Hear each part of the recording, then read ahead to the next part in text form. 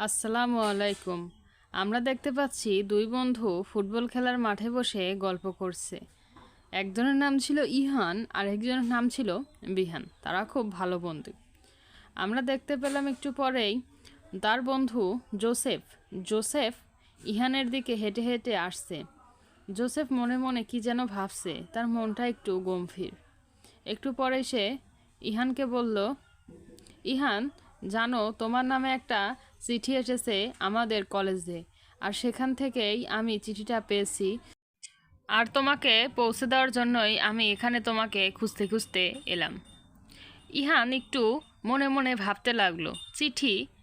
কই, আমার তো সেরকম কিছু মনে পড়ছে না। আমার নামে আবার কে আবার কিসের চিঠি পাঠাবে? তো সে কিছুতেই মনে করতে পারছে না ইহান যে এটা কিসের চিঠি। এরপরে ইহান চিঠিটি পড়তে লাগে।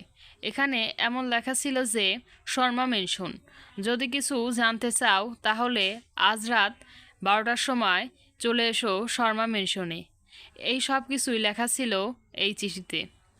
তখন ইহান জোসেফকে বলল, আচ্ছা, এই চিঠিটাতে লেখা আছে শর্মা মেনশন। এটা তো সেই মেনশন যেখানকার মানুষগুলো হঠাৎ করে গায়েব হয়ে গেল। সবাই মনে করেছে তারা মারা গেছে বা কোথাও চলে গেছে। একটু পরেই জোসেফ চিঠিটি দিয়ে ইহানকে বিদায় জানিয়ে চলে গেল।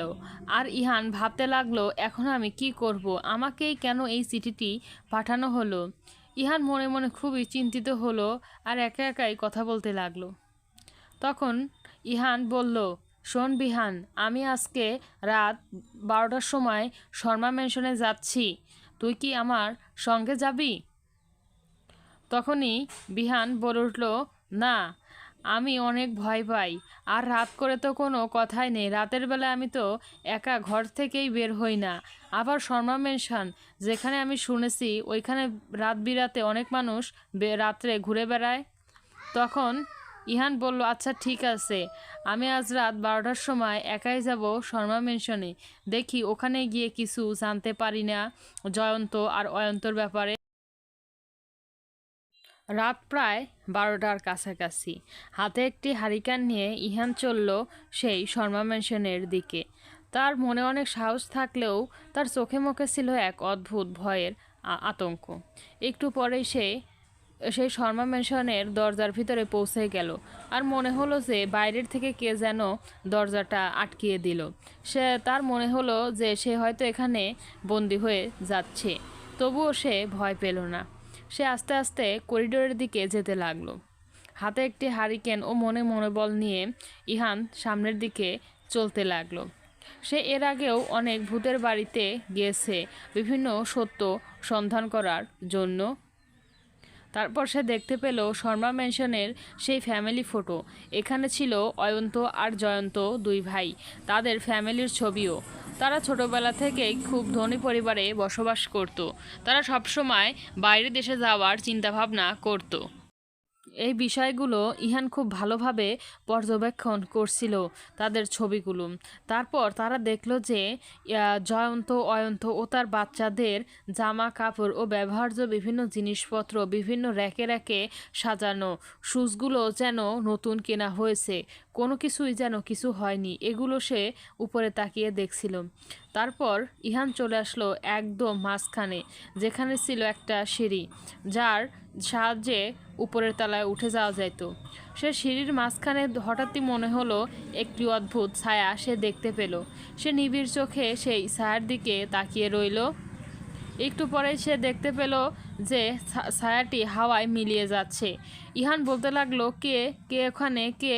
আমাকে সাড়া দাও, আমি তোমাদের সাহায্য করতে এসেছি। কিন্তু কোনো সাড়া না পেয়ে ইহান এবার চলতে লাগলো লাইব্রেরির দিকে। সে লাইব্রেরির দিকে ছুটতে লাগলো। চারিপাশে ছিল বইয়ের মেলা, যেন এইখানে পৃথিবীর সব বই র্যাকে র্যাকে সাজানো। সে সব কিছু ঘুরে ঘুরে দেখলো। সে এদিক ওদিক তাকিয়ে সব কিছু বিশ্লেষণ করলো যে কোথায় কি থাকতে পারে। সে চারিদিকে খুব নিখুঁতভাবে সব দেখতে লাগলো। হঠাৎই তার চোখ পড়ল একটি খোলা বইয়ের দিকে। সেটা বই ছিল না, সেটা ছিল একটি ডায়েরি। আর ডায়েরির পাতায় এরকম কিছু লেখা ছিল যে, আমাদের পরিবারের অন্ধকার দিক এই বাড়িতেই লুকানো আছে। আমরা যদি হঠাৎ অদৃশ্য হই, এই বাড়িতেই সব কিছু খুঁজে পাবে। তারপরে হঠাৎই দরজাটা আটকিয়ে গেল। সে জোরে জোরে দরজাটি ধাক্কাতে লাগলো আর বলতে লাগলো যে, ওপারে কে আসো, ওপারে কে আসো। আর দরজাটি হঠাৎই একটু পরে দেখলাম যে বিহান খুলে ফেললো। তারপরেই সেখানে একটি মুখে মুখোশ, কালো রঙের মুখোশ। সে বলতে লাগলো, কে এখানে, কে এখানে। তখনই সেই লোকটি আরও বলল, তুমি এখানে কেন এসেছো? তুমি জানো না এখানে আসা নিষেধ? এখানে সব ধরনের লোকদের দিনের বেলা রাতের বেলা তো ঢোকা একদমই নিষেধ। এখানে বিভিন্ন ধরনের আত্মারা ও মানুষেরা ঘুরে বেড়ায়। তুমি এখানে কেন এসেছো? তারপরেই বিহান বলে উঠল যে, আমি এখানে সত্য জানতে এসেছি।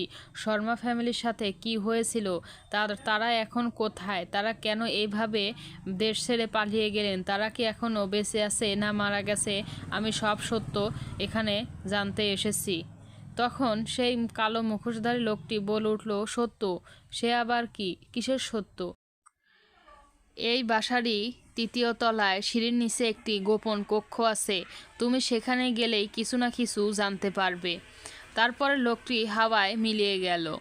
বিহান ছুটতে ছুটতে সেদিকে গেল। সে আর কিছুই পেল না। সে দেখতে পেল এক টুকরো ধোঁয়া উড়ে গেল। লোকটি যেন কিছুক্ষণের মধ্যে হাওয়ায় উড়ে গেল। তাকে আর খুঁজে পাওয়া গেল না। সেখানে একটি চিঠি পড়েছিল। তারপর সে চিঠিটি তুলে নিল। সেখানে এরকম কিছুই লেখা ছিল যে, যদি তুমি শর্মা ফ্যামিলি সম্পর্কে জানতে চাও, গোপন কক্ষের সন্ধান করো, গোপন কক্ষেই সব কিছু আছে। তারপর সে আস্তে আস্তে ৩তলার দিকে যেতে লাগলো। ৩তলা দিয়ে যাওয়ার রুমগুলো ছিল একদম সরু, সবগুলো দরজা ছিল একদম খোলা। তারপর সে সিঁড়ি দিয়ে আস্তে আস্তে দেখলাম যে সেই ৩তলা রুমে নামছে। রুমটি ছিল একদম সিঁড়ির নিচে। সেখানে কোনো আলো বাতাস কোনো সময় পৌঁছাতো না, একদম বন্ধ কুঠুরির মতো। তারপর সে বুঝতে পারলো আসল ঘটনাটা কি। আসলে শর্মা ফ্যামিলির মানুষজন এই বিভিন্ন পাসপোর্ট ও টাকা নিয়ে অন্য দেশে পালিয়ে যেতে চেয়েছিল। যদি পালিয়েই যেত তাহলে এগুলো এখানে কেন? আর যদি পালিয়ে না যেয়ে থাকে তাহলে তারা এখন কোথায়? তারা কোথায় গিয়েছে? এই স্বর্ণ মুদ্রা, টাকা পয়সা ও পাসপোর্টগুলো কেন রেখে গেছে? একটু পরে সে দেখতে পেল যে একজন বুড়ো লোক সিঁড়ি দিয়ে নামছে। বিহান কোণে থেকে দেখতে পেল যে সে লোকটিকে। তারপর সে লোকটির পিছু করলো। আর সে লোকটি বলে উঠল যে, আমি হলাম এই শর্মা ফ্যামিলির কেয়ারটেকার। আমি তাদের সত্যটি জেনে ফেলেছিলাম, তাই তারা আমাকে মেরে ফেলেছে। আসলে আসল সত্যটি হলো যে শর্মা ফ্যামিলির লোকজন মানুষকে বোকা বানাতো। তারা মানুষকে বোকা বানিয়ে সকল টাকা নিজের করে রাখতো আর বাহিরের দেশে পালিয়ে যেতে চাইতো। এটাই হলো আসল সত্য। তারপরে আমি জেনে ফেলে আমাকে মেরে তারা অনেক দূরে পালিয়ে গেছে আর তাদের কেউ ধরতে পারে না। এটাই হচ্ছে আসল সত্য। আর আমি এবাড়ির একজন কেয়ারটেকার ছিলাম, আমি সবই জানি। এই বলেই সেই কেয়ারটেকারটি হঠাৎ ধোঁয়ার মধ্যে হারিয়ে গেল। আচ্ছা, এখানে কে সত্য কথা বলছে আমরা কিছুই বুঝতে পারছি না। যদি তারা সব কিছু নিয়ে পালিয়েই যায় তাহলে ওই পাসপোর্টগুলো এখানে কেন পড়ে আছে? তারা কি আজও বেঁচে আছে না নেই? আর কেয়ারটেকারই কেন মিথ্যা বলবে? আপনারা যদি কিছু জেনে থাকুন অবশ্যই জানাবেন। অবশ্যই একটি সাবস্ক্রাইব করে দিবেন।